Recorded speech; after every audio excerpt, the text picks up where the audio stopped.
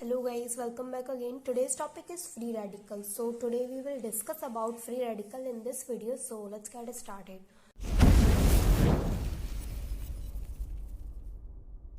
First of all, जो free radical होते हैं इनको समझने से पहले आपको समझना पड़ेगा कि होमोलाइटिक बॉन्ड फिजन क्या होता है। तो मैं आपको सबसे पहले बता देती हूँ कि हमने पहले एक टॉपिक डिस्कस किया था, टाइप्स ऑफ बॉन्ड फिजन।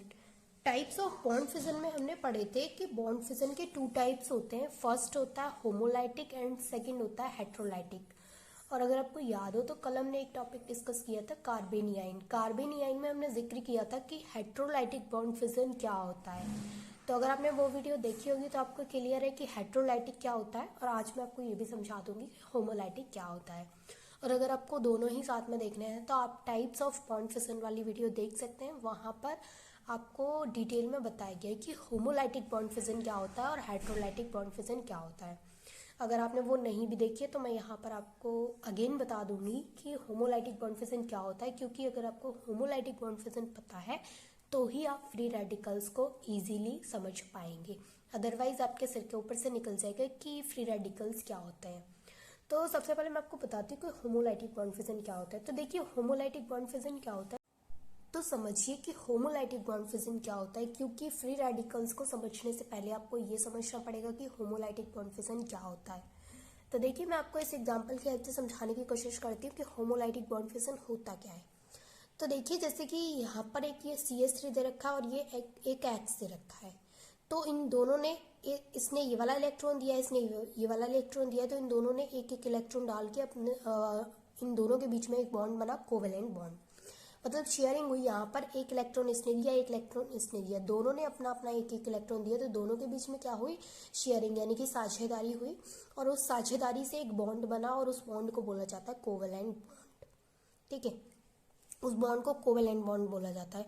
तो यहाँ पर होगा क्या, यहाँ पर ये वाला जो एक इलेक्ट्रॉन है ये तो ये वाला ले जाएगा, ये X, और ये एक इलेक्ट्रॉन जो इसने दिया था ये वाला ले जाएगा। ठीक है, ये वाला इसमें तीर नहीं आएगा, सिर्फ इस तरीके से एक तीर आएगा, हाफ हेडेड एरो आएगा इसमें। ठीक, ये हाफ हेडेड एरो है दोनों तरफ, आप समझ लीजिएगा ये हाफ हेडेड एरो है, सिर्फ एक तरफ को तीर है इसमें।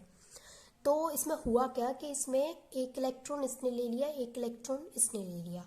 तो एक एक इलेक्ट्रॉन जब इन दोनों ने ले लिया तो इन पर कोई चार्ज तो आएगा नहीं। क्यों नहीं आएगा चार्ज, क्यों, उसका रीजन क्या है? उसका रीजन ये है क्योंकि इन्होंने किसी और का इलेक्ट्रॉन नहीं लिया है। इसने इसमें एक इलेक्ट्रॉन डाला था तो अपना इलेक्ट्रॉन ले लिया, इसने इसमें एक इलेक्ट्रॉन डाला था तो इसने भी अपना इलेक्ट्रॉन ले लिया।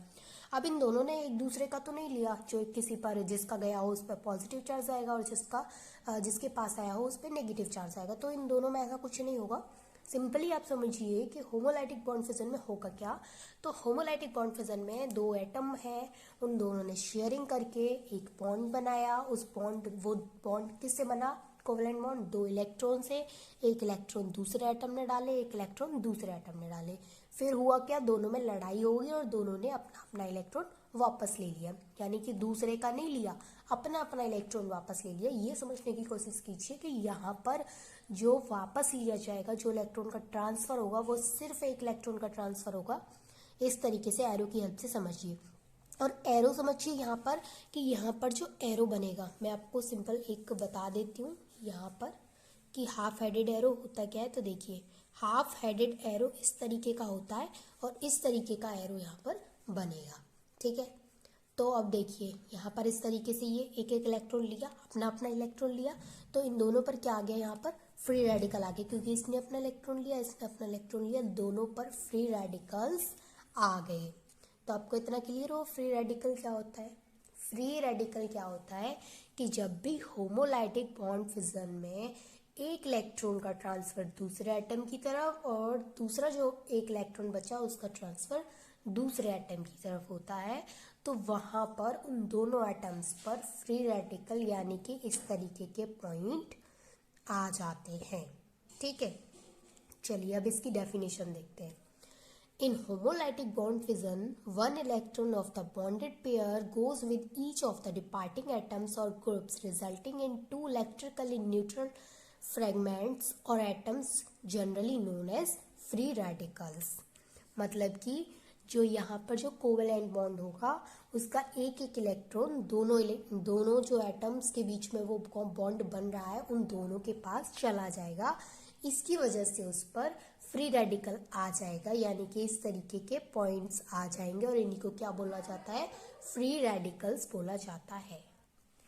इसकी स्टेबिलिटी की बात करें कि जो फ्री रेडिकल्स होते हैं उसकी स्टेबिलिटी का ऑर्डर क्या है, तो फर्स्ट बेंजाइल, फिर एलाइल, फिर tertiary, then secondary, primary, methyl और विनाइल, ये इसका स्टेबिलिटी ऑर्डर है।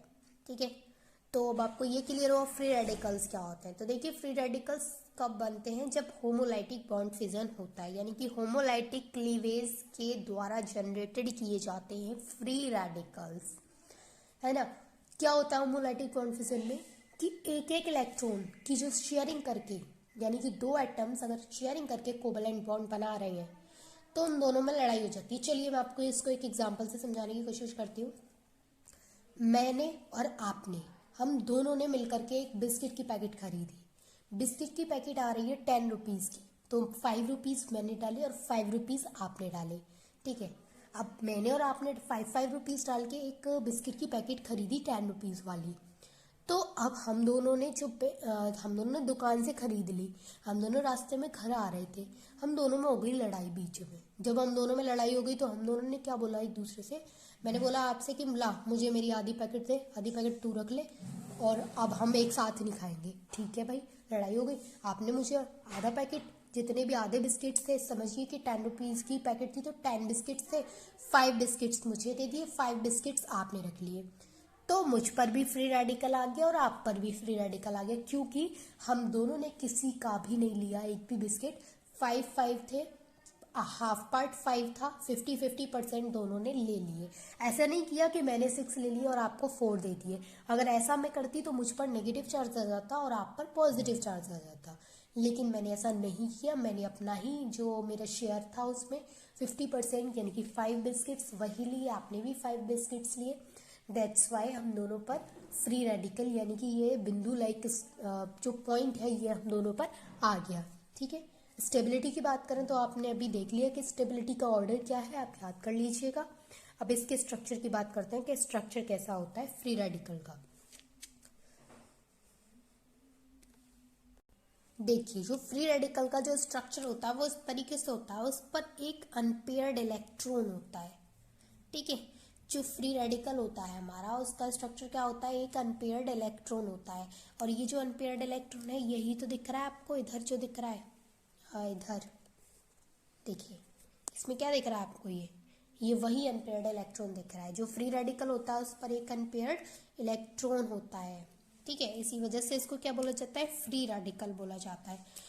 देखिए यहाँ पर देखिए स्ट्रक्चर में थोड़ा सा, the carbon atom of alkyl free radical is sp2 hybridised. ये क्या होते हैं, ये sp2 हाइब्रिडाइज्ड होते हैं। अगर आपको याद हो तो हमने कार्बेनियन में पढ़ा था कि जो कार्बेनियन होते हैं वो sp3 हाइब्रिडाइज्ड होते हैं, और जो कार्बेनियन थे उनकी जो जियोमेट्री थी वो पिरामिडल थी। इनके स्ट्रक्चर की बात करें तो इनका स्ट्रक्चर होता है प्लेनर, इनका प्लेनर स्ट्रक्चर होता है।